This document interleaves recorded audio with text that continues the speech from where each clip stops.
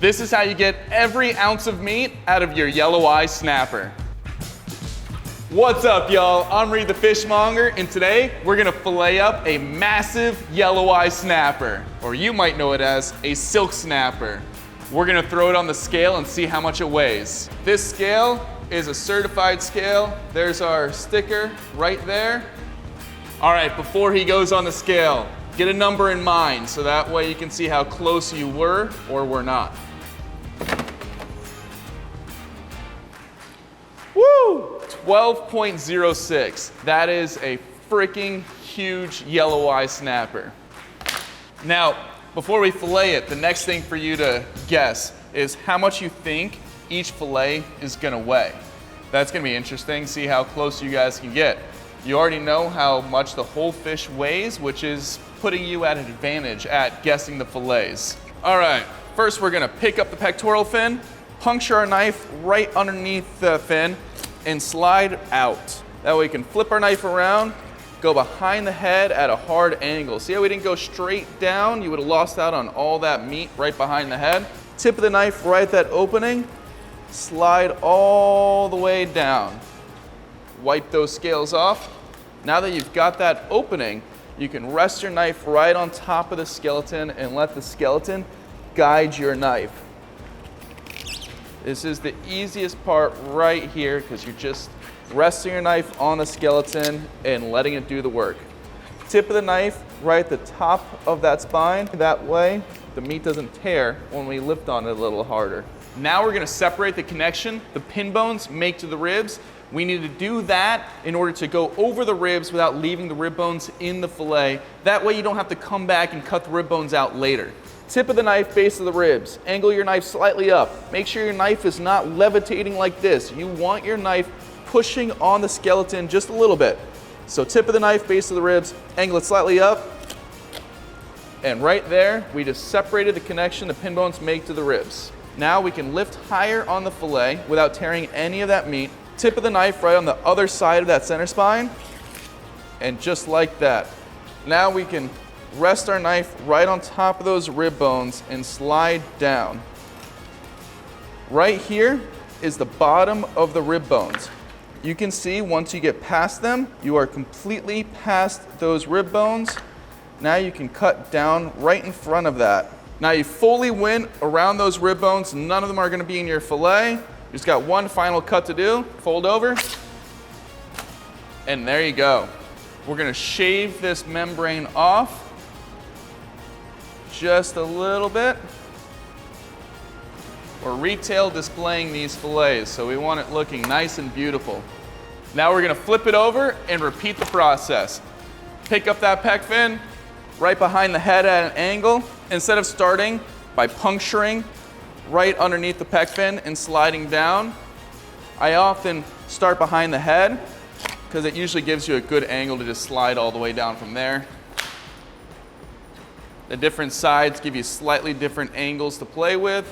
Tip of the knife right at the opening, just the tip, slide all the way down. Now that we've got that opening, wiggle your knife right in there, rest it right on top of the skeleton, and let that skeleton guide your knife.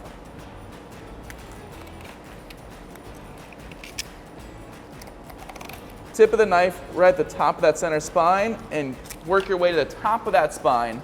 Tip of the knife, base of the ribs, angle it slightly up. This side obviously is going to be slightly harder than the other, but you can do it. Make sure your knife is not floating, resting on the skeleton. Your blade is not flat, slightly up just like that. You separated the connection the pin bones make to the ribs. Now you can lift higher on your fillet without tearing the meat. Tip of the knife right at the other side of that center spine, and just like that, you got all the meat off the bones over there. Now you can rest your knife right on top of those rib bones and let those rib bones guide your knife as you slide on through to the other side. Look at that. Now that you're here, all you have to do is take the fillet off. We're gonna close it right on top of our knife and give it one good flick. And there's your beautiful Yelloweye Snapper fillet, or silk snapper fillet, whatever you want to call it, with absolutely no rib bones left in that fillet. All right, hang out right there. we're gonna shave off that membrane. All right, guys, we're gonna throw them on the scale now. First fillet, 3.24 pounds. That is a massive yelloweye fillet. Second fillet, we're at 6.39. So the second side, we actually got slightly less than we did on the first side. We're at 6.39 on a, how much did that fish weigh? 12.0 something. That's about a 55% yield, and we're gonna lose another 5% when taking the skin off. We display these fish with the skin on because it is very popular to grill with the skin and scales on. In the South, we call that grilling on the half shell. It's phenomenal. We're not done with this fish yet. Look at those beautiful bright red gills. That's how you know how fresh it is. We're gonna puncture the membrane right underneath that, slide right underneath the chin, flip our knife around, and you've got two bones resting on top of each other right here on the gills. We're gonna slide our knife right underneath the top one. You see that?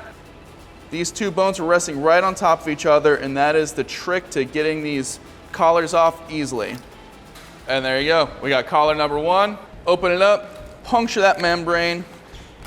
Good flick right underneath the chin. Flip it around. Find that bone that's resting on top of the other one. Slide your knife right underneath it. See how there's membrane connected there? You can either rip that or cut through it. Then we just pull back and they snap out just like that. Now that we've got the collars out, we're going straight for the cheeks. You can see the scales on the face. Those scales are gonna tell you where the cheek meat is. We're gonna puncture right where those scales start. Slide, wanna get our knife right underneath that lip. Use the tip of your knife to lift on that cheek a little bit. Now we're gonna outline where it looks like there's scales on the face. And you got that little finger of meat right underneath the lip there. We like to take our knife and outline, because it's stuck to the cheek skin a little bit, and making that little outline helps get your peel started. And these snapper cheeks are a little bit more delicate than a grouper cheek, so you can't be as rough with them. And there's our snapper cheek. A little bit of a tear in there just because it is such a soft thing, but that, poached in butter, I tell you what, that's good stuff. And check this out, you guys. You pull that lip out, we got every drop of meat in there. When snapper are smaller, the skeleton is really only good for soup or stock or crab traps, but when they're larger like this, you can slide your knife under each of these rib bones and pull out another little chunk of meat that's right underneath the ribs.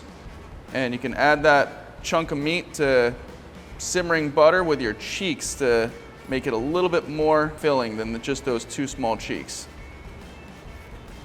This chunk of meat was connected to these bones, and you can see how it drops down like that. It's kind of cool. So then you just stick your knife in there under all of those bones and cut it out from all that membrane, and you got a nice chunk of rib meat right there. This skeleton is still good for soups or stocks. I recommend taking the gills out first. You don't want that in your broth. Thank you so much for watching. Hope you all have a killer day.